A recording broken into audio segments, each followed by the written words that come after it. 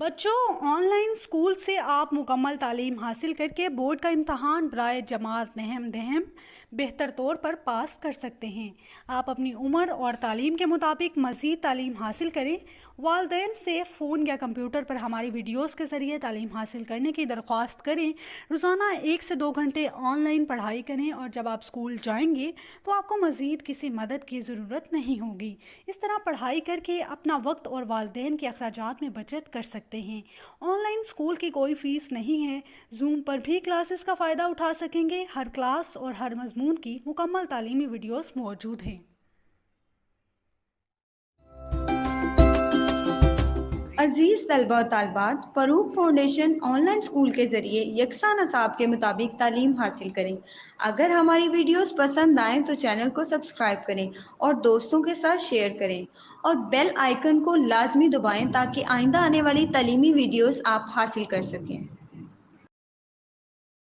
Assalamu alaikum students. Today we are going to start our lesson number 4, rain and summer, and we will discuss its stanzas along with its summary and personal response, and we will identify line and stanza, understand the use of dictionary, apply rules of definite and indefinite articles, recognize syllabus division of words in oral and written text, descripted paragraph using a mind map, use appropriate expressions, vocabulary, and start to ask and answer questions of personal interest. So first of all we will do a reading. हम लोग सबसे पहले reading करेंगे तमाम words की. We will discuss pronunciation, that how to pronounce a word, what is its spellings, and what are the important words, and what are the words that we have to write along with the synonyms.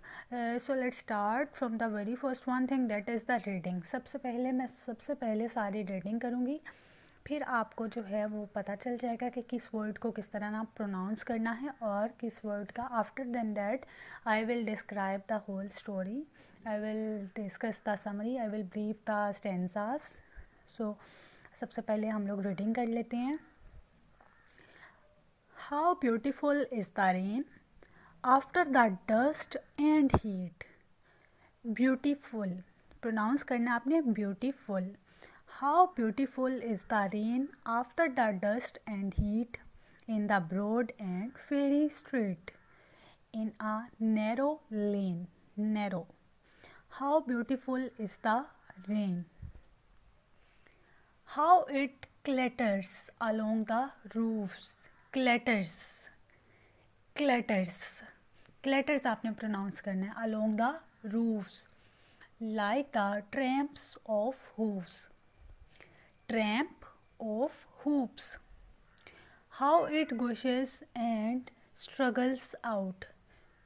Gushes, struggles, struggles. ठीक है students, struggles आपने pronounce करना है. From the throat of the overflowing spout. Overflowing spout. Across the window pane. Across the window pane. It pours and pours, and swift and wide, with a muddy tide. Muddy. Muddy आपने pronounce करना है इसको. Like a river down the gutter roars. The rain we welcome rain. H.W. Longfellow ने इस poem को narrate किया है. इस पोइम को स्टेंजास की शेप दी है, अपने आइडियाज़ को इनटू स्टेंजास में चेंज किया है. तो स्टूडेंट्स इसमें मैंने आपको एक दफ़ा रीडिंग करके तो बता दी है. Next we will discuss its meanings, its synonyms, and moreover we will brief the summary, and we will see that what is actually the poet is conveying us, कि बेसिकली जो पोइट है वो हम लोगों तक क्या कन्वे करना चाह रहा है. we will brief the whole poem and we will discuss in the form of summary. So let's start with the meanings. How beautiful is the rain. कि बारिश कितनी खूबसूरत होती है. Like the rain is very beautiful as the poet is narrating here. After the dust and heat. गंध और गर्मी के बाद बारिश कितनी खूबसूरत होती है। In the broad and fiery street, एक खुली और गर्म गली में, इन अ नैरो लेन, एक तंग गली, एक तंग जोन, एक तंग area, how beautiful is the rain, कि बारिश कितनी खूबसूरत होती है गर्मी और मिट्टी के बाद, एक खुली और गर्म गली के बाद, गली में एक तंग एरिया में बारिश कितनी खूबसूरत होती है। In this stanza, the poet is narrating that the rain is so beautiful after we are living in a very dusty and heaty environment, the environment which is full of hotness and full of heat, and in this open and broad street, as the street is so hot and the street is so narrow, thin, the rain is so beautiful, कि बारिश में जो है, बारिश की वजह से गलियाँ, तंग गलियाँ भी खूबसूरत लगती हैं, गर्म गलियाँ भी बहुत खूबसूरत लगती हैं और बारिश बहुत खूबसूरत होती है। नेक्स्ट स्टैंजा में पोइट कह रहा है कि how it clatters along the roof. Clatters का मतलब होता है कि जब आपके जो साउंड्स हैं, बारिश जब गिरती है, बारिश जब बरसती है, when the rain falls on the earth, it produce similar sounds which are synchronizing in nature, like वो सेम हो रहे होते हैं, and they makes repeated sharp sounds along the roofs, यानी कि जब बारिश गिरती है तो छत के साथ, यानी हमारी छतों पर बारिश का एक म्यूज़िक जो है वो प्रोड्यूस होता है, like the tramps of hoofs. Tramp होता है साउंड ऑफ स्टेप्स, यानी कि कोई पैदल चल रहा होता है, यानी कोई हील पहनकर जैसे फ्लोर पर चलता है, एग्जैक्ट उसी तरह। ऑफ हूफ्स होता है hard part of the foot horses. Hard part यानी जैसे कि घोड़ा जो है वो ज़मीन पर चल रहा हो, तो उसको हम लोग कहेंगे हूफ्स। ट्रैम्प्स ऑफ हूफ्स, घोड़े के चलने की आवाज़, यानी कि घोड़े के पैरों के चलने की आवाज़।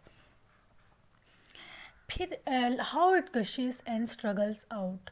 गशीज होता है rushes forth, struggles try hard to do something. Struggle यानी कि कोशिश कर रहे हैं, कि वो फिर आगे बढ़ती है और कोशिश करती है। फ्रॉम द थ्रोट होता है गला, बेसिकली उसके मिडल पॉइंट से, उसके मेन पॉइंट से, of the overflowing spout. Overflowing का मतलब है कि ओवरफ्लोइंग यानी कि ज़्यादा बह जाना, यानी कि गिरना, फ्लो हो जाना, यानी कि लिमिट को क्रॉस करके जब पानी गिर रहा होता है तो उसको हम ओवरफ्लोइंग कहते हैं। स्पाउट होता है कि आपने देखा होगा कि हमारी अक्सर जब बारिश होती है तो हमारी छतों पर, हमारी रूफ्स पर जो है वो एक पाइप नुमा लगे होते हैं। पाइप से जो है वो पानी नीचे गिर रहा होता है, जो कि छत से ओवरफ्लो हो रहा होता है, वो पाइप के थ्रू यानी ट्यूब के थ्रू नीचे आ रहा होता है, यानी कि ओवरफ्लो हो रहा होता है। So in this stanza the poet is symbolising the theme of this poem, rain in summer, with the roofs, like when the rain falls it produces similar sharp sounds, and the sounds is synchronizing with the hard part of the foot horses as they are walking on the roof, जैसे कि वो छत पर चल रहे होते हैं। And they rushes forth and try do hard something, like वो कुछ करना चाह रहे होते हैं। और इससे क्या है, from the throat of overflowing spout, जैसे जैसे वो उस पाइप के अंदर से पानी नीचे फ्लो होता है तो ऐसा लगता है कि जैसे कि ये जो घोड़े हैं, यानी कि वो फ्लो होता है जब पानी का नीचे गिरता है, और उसकी आवाज़ से ऐसा लगता है कि जैसे ये बहुत ज़्यादा कोशिश कर रहे हैं, जैसे उनको कुछ करना है। Across the window pane it pours and pours. Across the window pane होता है विंडो का, यानी कि शीशा। It pours and pours का मतलब होता है गिरना।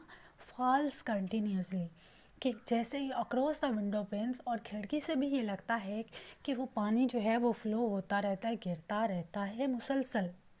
एंड स्विफ्ट एंड वाइड, और वो स्पीड से और स्लो और लहरें बनाता बनाता जो है वो पानी बह रहा होता है, गिर रहा होता है। With a muddy tide, muddy tide होता है वेट अर्थ, यानी जैसे आप देखते होगे कि बारिश होती है तो हम किसी ग्राउंड या पार्क में जाते हैं तो वहाँ पे मडी एरिया होता है, तो वो सॉफ्ट होना शुरू हो जाता है, सॉफ्ट हो जाता है क्योंकि वाटर ही होता है, बारिश ऊपर गिरती है तो वो मडी टाइड जो है वो क्रिएट करता है, एक मडी लेयर बना देता है।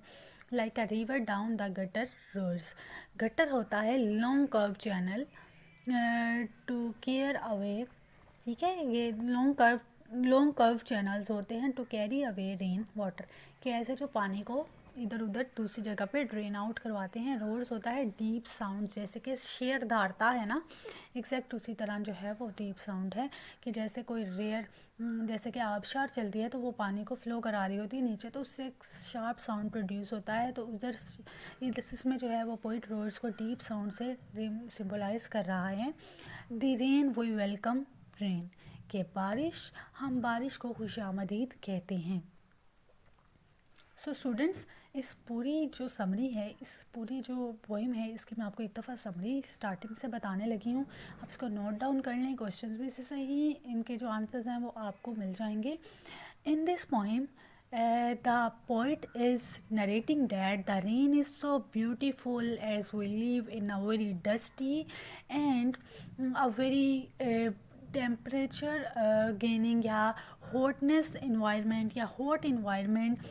The rain is so beautiful as we live in a very dusty and hot environment, and we live in a very broad and open street and in the very close streets, thin streets, and the rain is so seeming beautiful when it falls on the ground.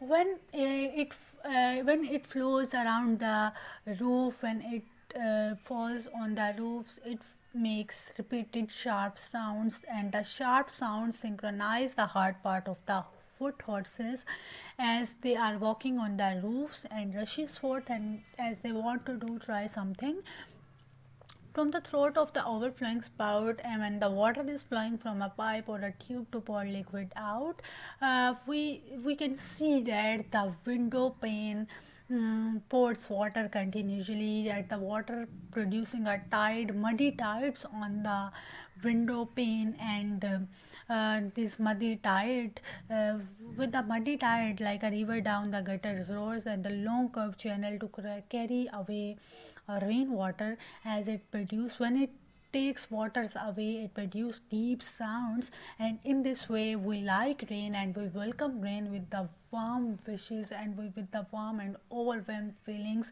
We got excited when the rain falls on the earth, as it produces a very tide of excitement and tide of nourishing, and we got refreshed after the rain pours on the earth, as after the rain falls on the earth.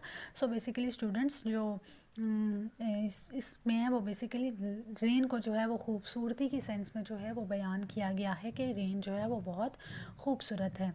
Next students, हमारे पास जो है एक चीज़ और याद रखिएगा कि H.W. Longfellow जो है, आपने इसका जो पोइट नेम है, पोइट जिसने इस पोइम को लिखा, राइटर था जो इसका जो पोइट था, उसको आपने उसका नाम हमेशा याद रखना है कि rain in summer, the poet name of rain in summer is H.W. Longfellow.